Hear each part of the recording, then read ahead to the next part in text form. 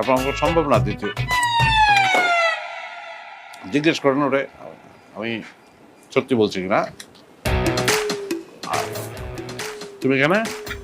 আমি এখানে কেন? আমি একটা ড্রেস ডেলিভারি করতে আসছিলাম, ভাগ্যিস আমি আসছিলাম, তাহলে আমি যে দুধ কলাতে একটা কালসাপ পুষতেছি সেটা তোমার জানা হতো না।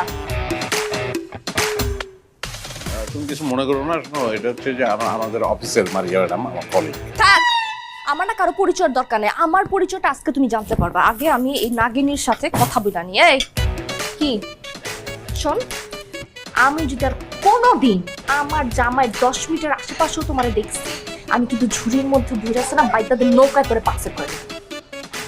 এই মহিলা, আপনার কি মনে হয় আপনার স্বামী বিন না বাজালে এই নাগিন একা একা আসছে এখানে?